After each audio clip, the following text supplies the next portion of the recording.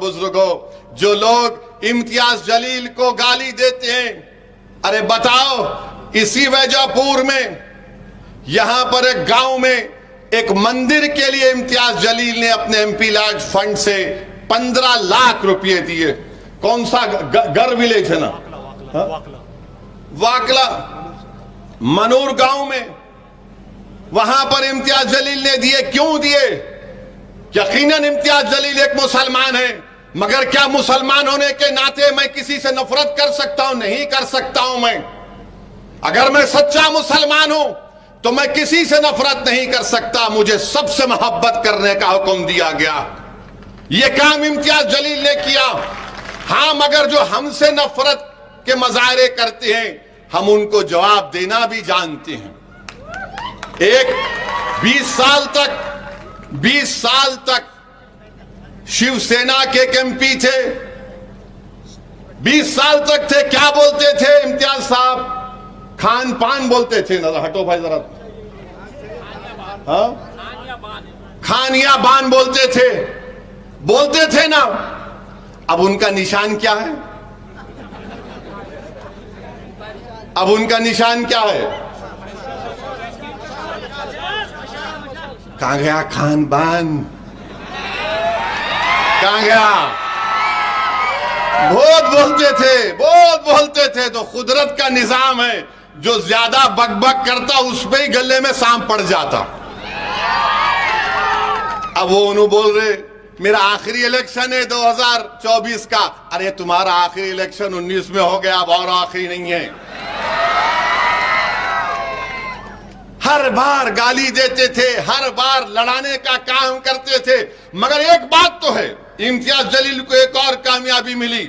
जो कल तक खान बान थू बोलते थे, जो कल तक बोलते थे कि आपसे वोटिंग का राइट छीन लिया जाए, अब क्या बोल रहे? हे औरंगाबाद की आवाम, हिंदू मुसलमान सिख ईसाई सबको मेरा सलाम। कभी 20 साल में बोले ऐसा? क्यों बोले? आप इम्तियाज जलील को कामयाब करे तो बोलना पड़ रहा।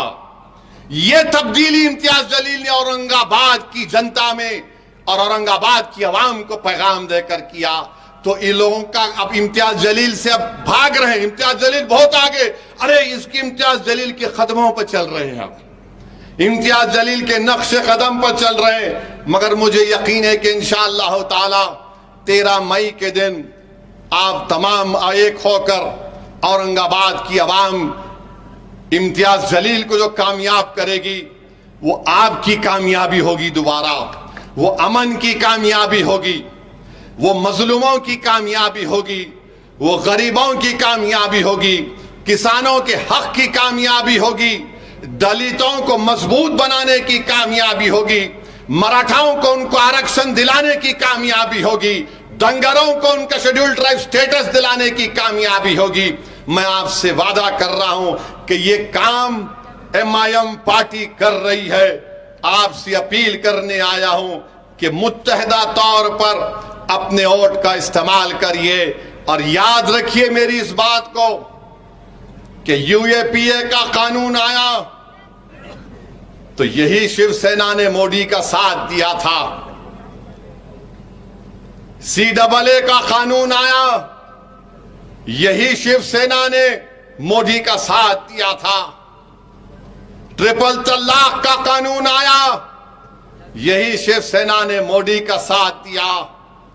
मेरे भाई, मेरे बुजुर्गों, मेरी इज्जतदार मां और बहनों, आज चुनाव आ रहा है तो MIM पार्टी और ओवैसी को गाली दी जाती है। जब CAA का कानून बन रहा था पार्लियामेंट में, यही शिवसेना के लोग नरेंद्र मोदी का साथ दे रहे थे। CAA का कानून बीजेपी अपने मैनिफेस्टो में कहती है, अगर CAA का कानून NPR NRC के साथ होगा तो याद रखिए सबसे ज्यादा तकलीफ पूरे देश में, पूरे महाराष्ट्र में, पूरे औरंगाबाद में होगी तो अल्पसंख्यक समाज, मुस्लिम माइनॉरिटी को होगी, दलितों को होगी, उन गरीबों को होगी जिनके पास वो कागजात नहीं होंगे दिखाने के लिए। बताइए आप, क्या शिवसेना ने क्या उद्धव ठाकरे ने साथ नहीं दिया CAA के कानून के वक्त? ट्रिपल तलाक के कानून में साथ नहीं दिया? आज आकर बड़ा अपने आप को सेकुलर दिखाते हैं, बड़ा हमदर्द दिखाते हैं। बताइए आप, भारत की पार्लियामेंट में मोदी के 302 MPs के सामने दो लोग खड़े हो गए और कहा कि नरेंद्र मोदी, ये CAA का कानून काला कानून है, हम इस काले कानून को नहीं मानते। जिस तरह महात्मा गांधी ने व्हाइट साउथ अफ्रीका में एक कानून को कहकर फाड़ दिया कि मैं इस कानून को नहीं मानता, पूरी भारत की पार्लियामेंट में दो लोग खड़े हो गए और मोदी की आंखों में आंखें डालकर कहा, सुनो मोदी, अमित शाह, सुनो उद्धव ठाकरे, ये कानून काला, हम उसको फाड़ते। और उस कानून को फाड़ कर दिखाया कि हम ऐसे काले कानून को नहीं मानते। अब बताइए, आपने साथ दिया, आज आकर बड़ा हमको हमदर्द बता रहे हैं। मैं सबको कह रहा हूं कि आपको इन बातों पर गौर फिक्र करके अपने वोट का इस्तेमाल करना है। मैंने करीब से इम्तियाज जलील साहब को देखा, बड़ा करीब से देखा हूं। मैं आपको जिम्मेदारी के साथ कह रहा हूं कि इस शख्स के दिल में एक हमदर्दी है गरीबों के लिए, कमजोरों के लिए, मजलूमों के लिए। ये शख्स ये नहीं देखता कि कौन किस समुदाय का है, उसका मकसद एक ही है कि औरंगाबाद की आवाम ने मुझे कामयाब किया। मैंने कई मर्तबा ऐसे लोगों के इम्तियाज जलील से पार्लियामेंट में और उनके घर पर मुलाकात करते हुए देखा जो औरंगाबाद में इम्तियाज जलील के खिलाफ काम किए। मैंने एक बार पूछा इम्तियाज जलील से कि ये भी महाशय आ गए आपके पास? तो बोले, हाँ असद भाई आ गए, मेरे खिलाफ काम किए, मगर जो मेरे घर पे आ गया वो मेरे औरंगाबाद पार्लियामेंट की कॉन्स्टिट्यूंसी से आया है, वो मेरा भाई है, मैं इसका काम करके दूंगा। दो मर्तबा इम्तियाज जलील उस आदमी के काम के लिए दौड़ धूप कर रहे थे। तो ऐसे MP की आपको जरूरत है। याद रखिए, 20 साल आप बंदी थे, अब आप आजाद हैं, अब आप आजाद हैं। 48 MP में एक मीम जीतता है तो सबके पेट में दर्द हो जाता है। ये कौन है, ये कैसे जीत कर आया है? लोग ये समझ रहे थे कि इम्तियाज जलील जीत कर आएगा तो असदुद्दीन ओवैसी सिर्फ भाषण देगा और इम्तियाज जलील दूसरों की तरह खामोश बैठे रहेगा। मैंने इम्तियाज साहब से पहले ही कहा था, पहले दिन से मैंने कहा, इम्तियाज साहब शुरू कर दो बैटिंग, आपको रुकना नहीं है। इस देश की जनता को मालूम होना चाहिए कि हम आवाम के नुमाइंदे हैं, हम आवाम के वोटों से जीत कर आते हैं, हमारा काम उनकी आवाज को उठाना। आप उठाकर देख लीजिए, भारत की लोकसभा में पूरा रिकॉर्ड है इम्तियाज जलील का।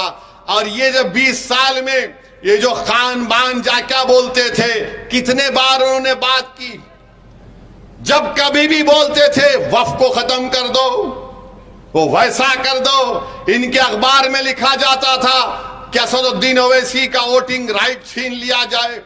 आज बड़ी हमदर्दी की बातें कर रहे हैं। क्या यही उद्धव ठाकरे ने महाराष्ट्र की विधानसभा में खड़े होकर क्या कहा था बाबरी मस्जिद के बारे में? ये आपके सामने है। तो फिर से आपसे कह रहा हूं, 2 शिवसेना, 2 राष्ट्रवादी, एक बीजेपी और एक कांग्रेस ये नहीं चाहते कि आपकी आजाद आवाज औरंगाबाद से दोबारा कामयाब हो जाए। ये नहीं चाहते कि यह आवाज कामयाब होकर जालिमों से पंजा आजमाई करे। ये सब के सब इलेक्ट्रल बॉन्ड के गुलाम है। हम आपके खादिम हैं, हम औरंगाबाद की आवाम की जनता के नौकर हैं। आपसे मैं अपील कर रहा हूं कि 13 तारीख के दिन सुबह के अवलीन वक्तों में आप अपने घर से निकलकर अपने के कोर्ट का इस्तेमाल करिए। मैं हमारे तमाम दलित भाइयों से भी अपील कर रहा हूं कि इम्तियाज जलील साहब का साथ दीजिए। आप पूरे एतमाद के साथ 13 मई के दिन निकलकर इम्तियाज जलील साहब का साथ दीजिए। और हमने अमरावती में यह फैसला लिया कि जनाब आनंद अंबेडकर साहब की हम तायीद कर रहे हैं। मैं अमरावती के तमाम जिम्मेदारों से, वहां के बुजुर्गों से अपील कर रहा हूं कि आनंद अंबेडकर साहब की आप सपोर्ट करें, उनको वोट दें ताकि वो वहां पर बीजेपी के एमपी को शिकस्त देकर आनंद अंबेडकर साहब को भी वो मेंबर ऑफ पार्लियामेंट बनाकर अमरावती से भिजाएं, ये एमआईएम पार्टी ने फैसला किया है। तो मेरे अजीज दोस्तों और बुजुर्गों, मेरी आप तमाम से अपील है कि एमआईएम पार्टी आपकी आवाज है। आज आप देख रहे हैं कि कोई आइडियोलॉजी नहीं, सब कभी इधर थे तो कभी उधर जा रहे, कभी इधर जा रहे तो इधर जा रहे। ऐसा दिख रहा है कि सुबह में घर से सफेद शर्ट पैंट पहनकर निकलते हैं, दोपहर में खाकी शर्ट पैंट पहन लेते हैं और शाम होने तक लाल रंग का कपड़ा पहन लेते हैं। ये आइडियोलॉजी अब कोई बाकी नहीं रही। इसलिए बहुत जरूरी है कि आप तमाम वेजापुर की जनता 13 मई के दिन अपने एक वोट का इस्तेमाल करिए और दोबारा अपनी एक आजाद आवाज को इम्तियाज जलील को पतंग के निशान पर बटन दबाकर कामयाब करिए।